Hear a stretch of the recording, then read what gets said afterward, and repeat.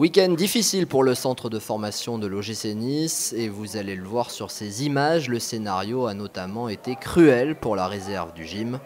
En déplacement à 7, elle pensait avoir fait le plus dur en ouvrant rapidement la marque par Dao Castellana sur ce centre de Benrama. Elle avait ensuite continué de forcer la chance avec cette bonne frappe de Constant, puis ce corner qui arrivait jusqu'à Honora dont la reprise était captée par le portier sétois.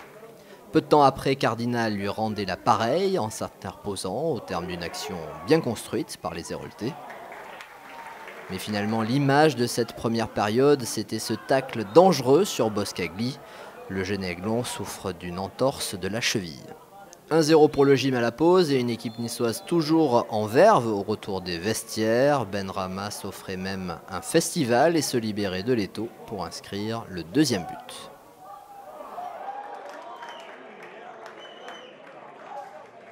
Malheureusement, les Rouges et Noirs n'arriveront pas à conserver cet avantage. À la 78e minute, Gregorio sonnait la révolte sur penalty. Puis Gély avait tout loisir de tromper Cardinal et d'égaliser 4 minutes plus tard. Rejoint au score, les Aiglons s'inclinaient même à la 86e sur ce coup de tête de Canac. Score final 3-2 pour 7.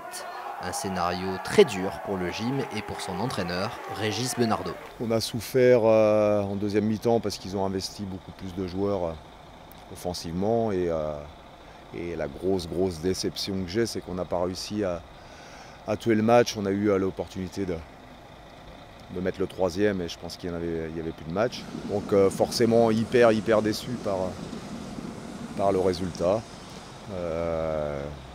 Je pense que certains n'ont pas encore compris que le foot, ça pouvait basculer à tout moment et qu'il fallait garder le sérieux jusqu'à la fin.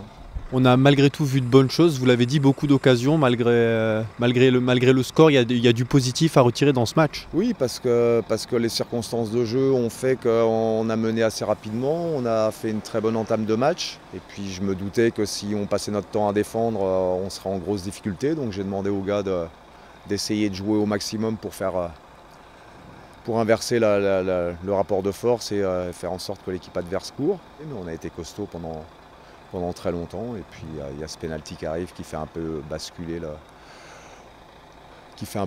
match, quoi. Mais de toute façon, dans un match comme celui-là, il y a eu effectivement des bonnes choses, mais ce qui nous a manqué, c'est la qualité dans le dernier geste offensivement pour pouvoir faire en sorte qu'on mène 3-0, quoi.